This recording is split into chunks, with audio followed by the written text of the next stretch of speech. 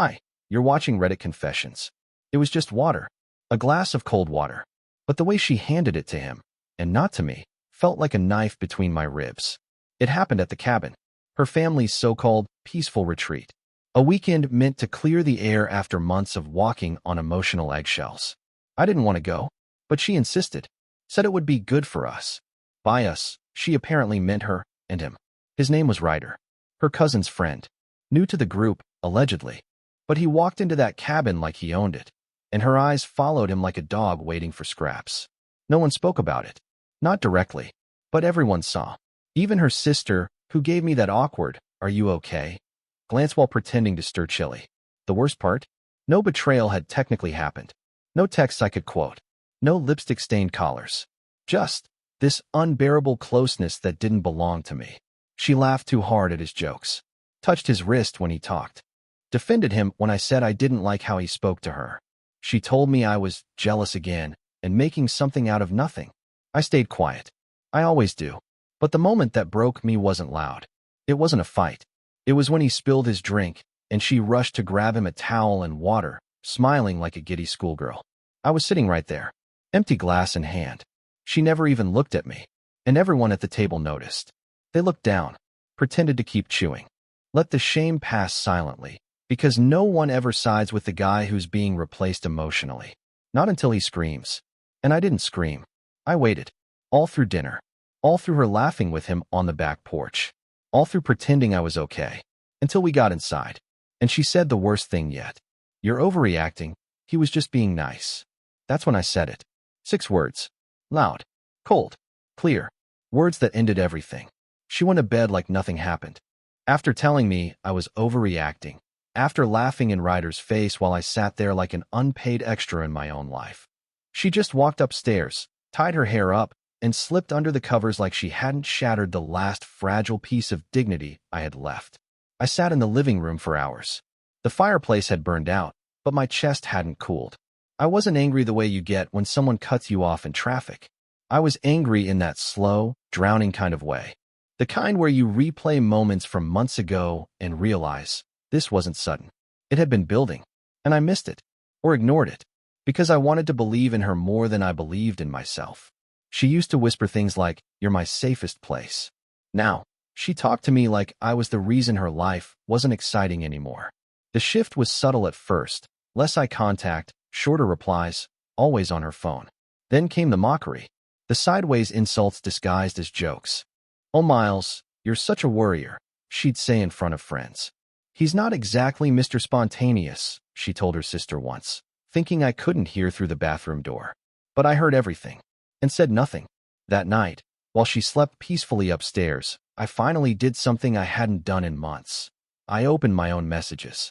Buried between credit card notifications and gym membership spam were texts from my brother, my college roommate, even my mom. People I had slowly pushed away because every ounce of energy I had was spent trying to make Mallory love me the way she used to. It wasn't until 2:13 a.m. that I heard footsteps. I thought it was her coming down to apologize. But it wasn't. It was Ryder. He had come in to grab a beer from the kitchen.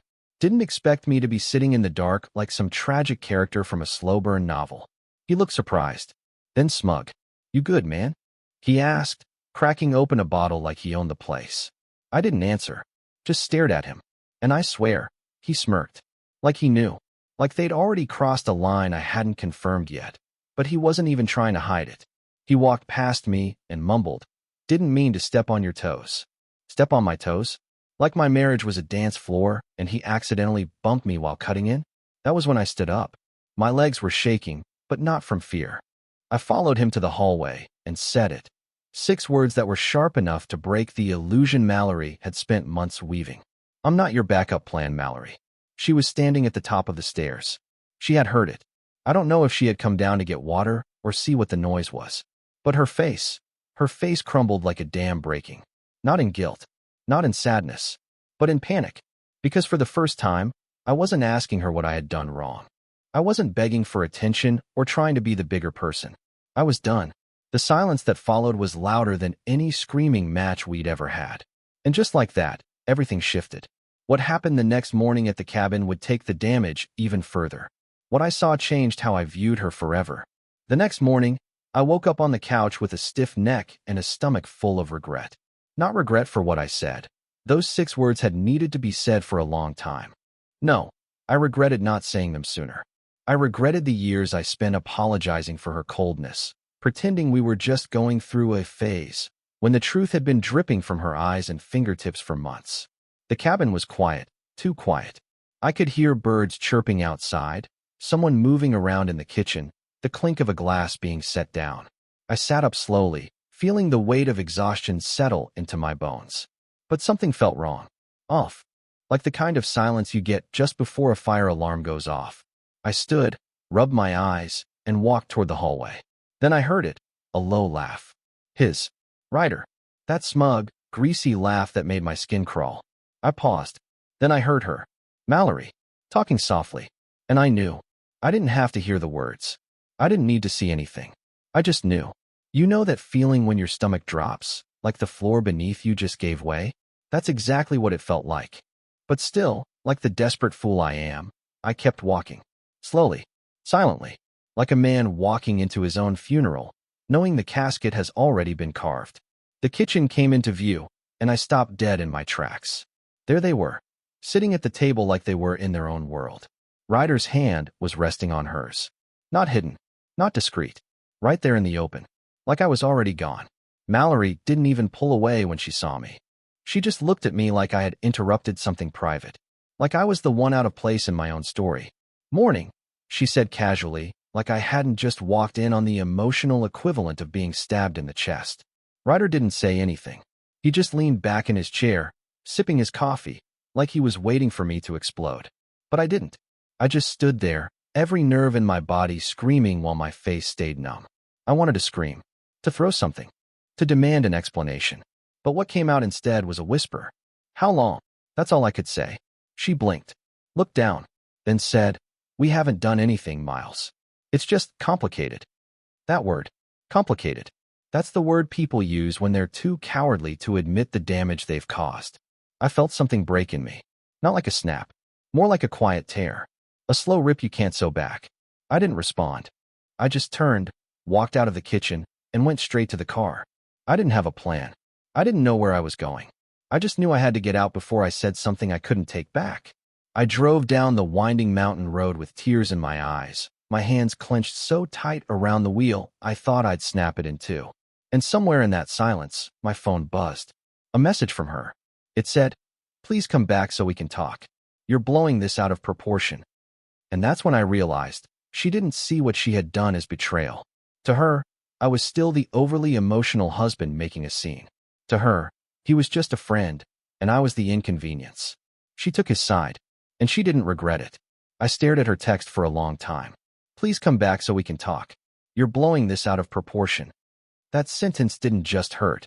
It confirmed everything I'd been fearing for months. It wasn't just that she crossed a line with Ryder. It was that she saw me, my pain, my reaction, my truth, as an inconvenience. As if I were the unreasonable one for reacting like a man who just watched the last piece of his marriage shatter in his hands. I sat in the car at the bottom of the mountain road, parked behind a rundown diner with yellowed windows and an open sign that flickered like it wasn't sure what to believe anymore. Much like me. I typed and deleted dozens of replies. Angry ones. Begging ones. Ones that tried to make her understand how deeply she had failed me. But every time I paused. Because I knew nothing I said would reach her. Not anymore. Not the way things were. The woman who used to cry when I missed her calls now couldn't even admit she had emotionally replaced me. So instead, I typed 6 words. The ones that burned. The ones that didn't beg or scream. I hit send without reading it back. You chose him. Now live with it. And that was it. The final thread between us, cut cleanly in a single text. I didn't wait for her reply. I walked into the diner, ordered burnt coffee, and sat at a cracked booth trying not to collapse in public. That's when my phone buzzed again. She didn't say anything at first. Just sent, like she was stunned I had the nerve to stop chasing her. Then another message came. It read, "You're being cruel." Cruel? I laughed. Out loud. The waitress must have thought I was losing it. Maybe I was. But in that moment, I realized Mallory had rewritten the entire story in her head. She was the misunderstood wife. Ryder was the comforting friend. And me? I was the jealous, emotionally unstable husband who walked away from a harmless friendship. The next few hours were a blur. I ignored her calls. I didn't drive home. Instead, I called my friend Wes, who lived 2 towns over. We hadn't spoken in over a year. I told him everything.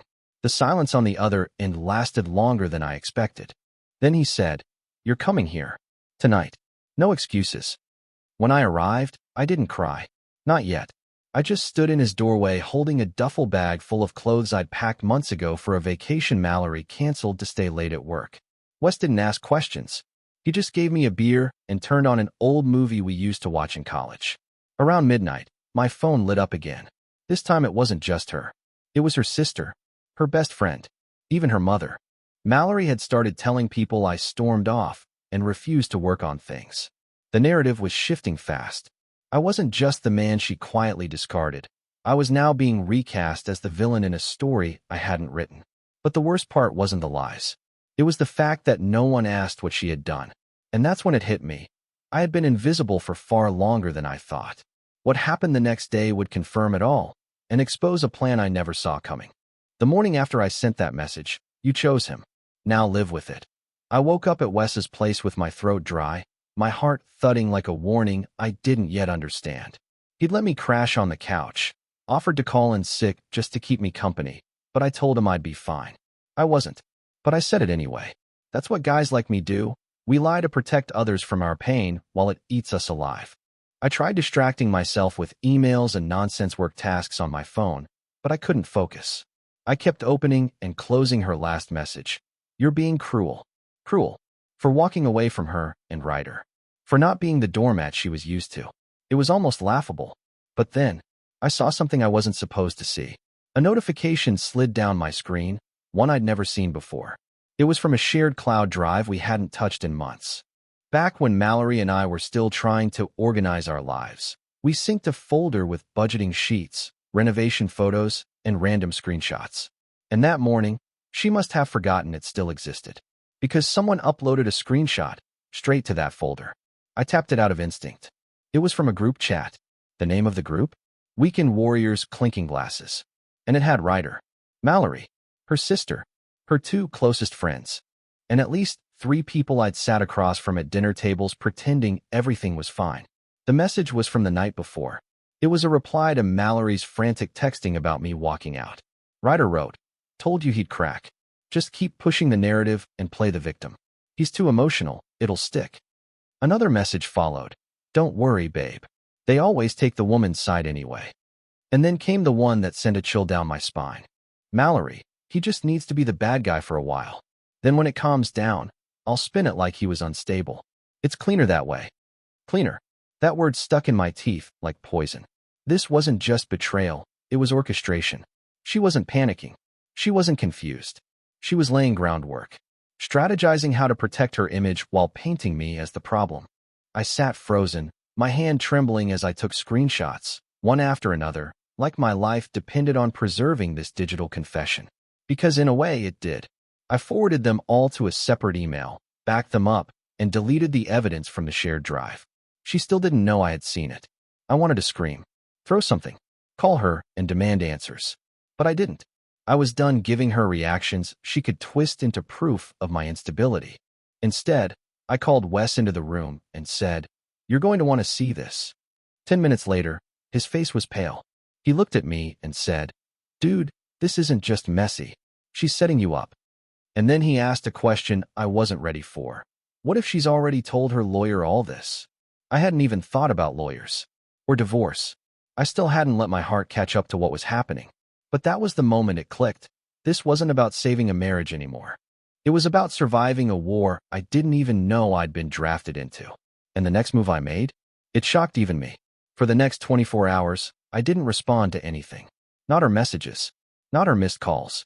Not the email from her mother asking me to come talk things out like an adult. I did nothing. But behind that silence, I was moving faster than I ever had in my life. I contacted a lawyer. A real one.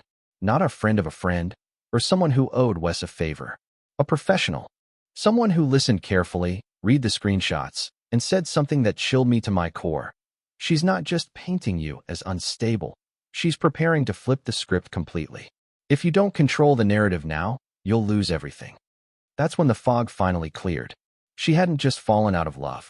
She'd premeditated a slow, quiet exit where she'd be the victim, the wounded wife, and I'd be the volatile husband no one could trust.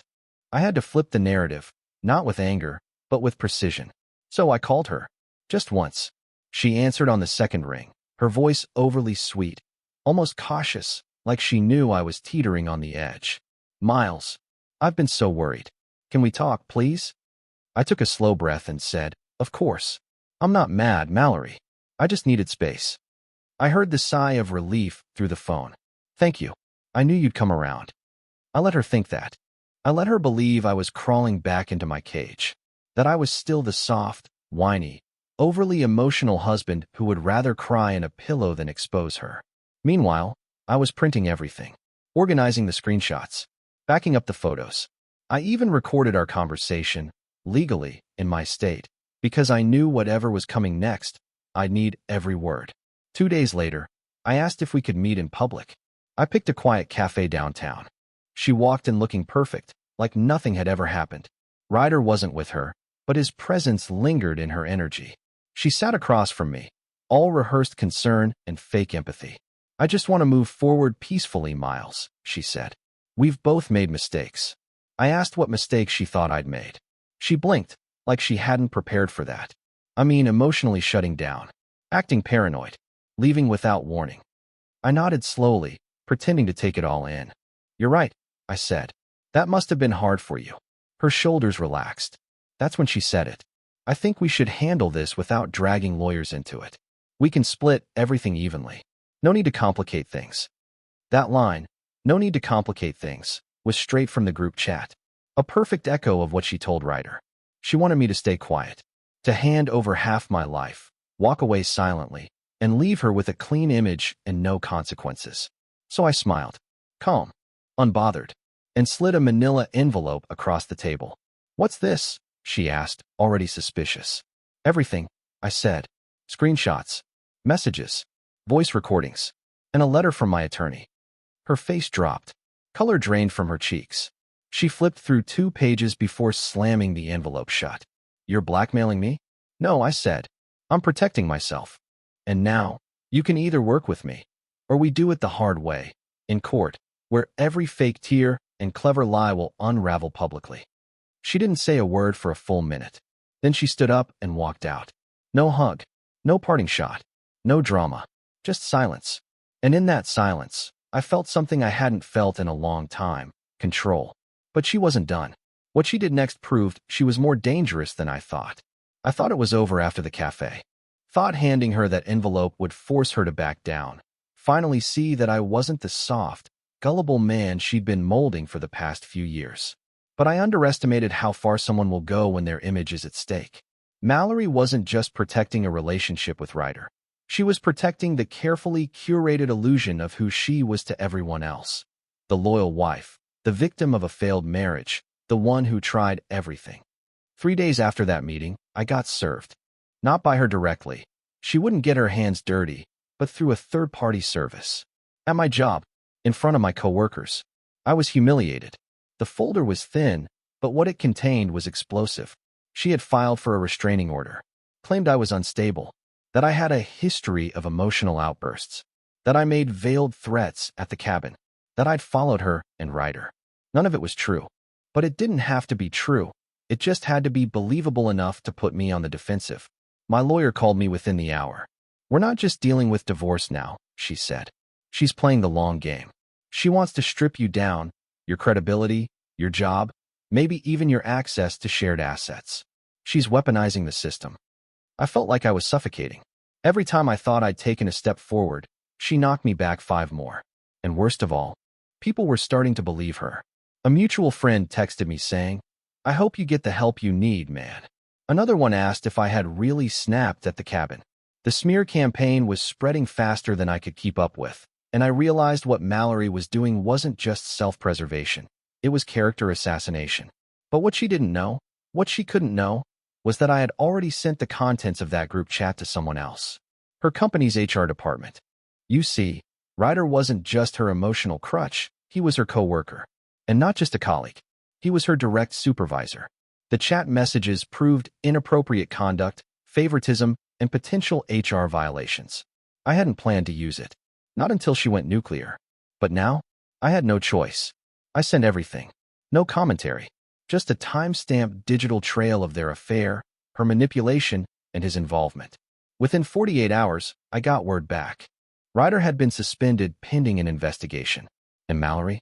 She was placed on administrative leave. The narrative she was spinning began to crack. Suddenly, she wasn't the poor, misunderstood wife. She was the employee under scrutiny for an unethical relationship that threatened her company's reputation. And just like that, the tide started to turn. But even as her walls began to collapse, she made one final, desperate attempt to regain control. She showed up at Wes's house. Uninvited. She stood outside, looking disheveled. No makeup, hair pulled into a tight bun like she was trying to project innocence. I watched through the window as she knocked once, then again. I didn't move. But Wes opened the door. "Is he here?" she asked, her voice low, calculated. Wes stepped aside slightly. "What do you want, Mallory?" "I just want to talk. Please. I don't want this to get worse." I walked to the door, but didn't step outside. I stayed in the shadows, just enough for her to know I was there. She looked right past Wes, eyes locking with mine. "I miss you," she said. And in that moment, I realized this wasn't an apology. It was bait. A trap dressed in nostalgia. And I wasn't falling for it. What I said next would make her mask finally crack. Mallory stood outside that night like the world had fallen apart around her. And in a way it had. But not because of what I had done. Her carefully crafted version of reality was crumbling. Ryder was under investigation. Her job was slipping through her fingers. Her lies were unraveling, thread by thread. And now, the last card she had left to play was the oldest one in the deck, pity. But I didn't move.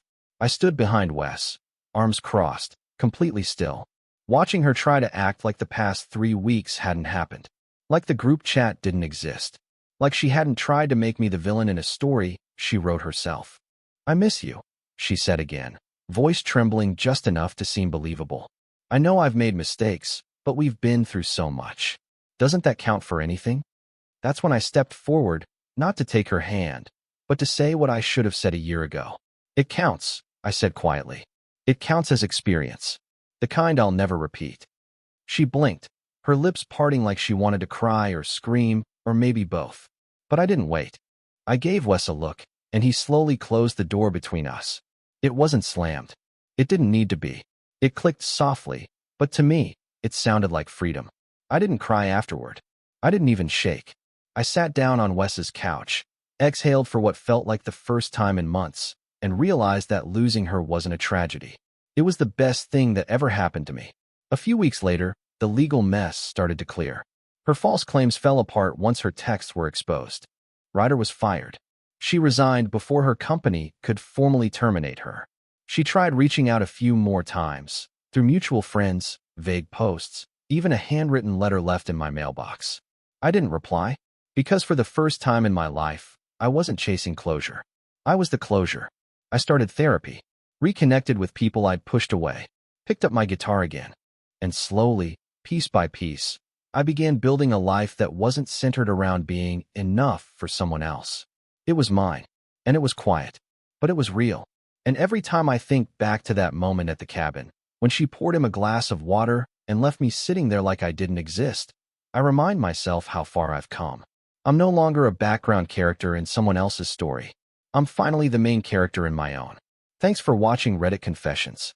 If you've ever experienced someone rewriting your reality or pulling a fake apology just to protect themselves, share your story in the comments.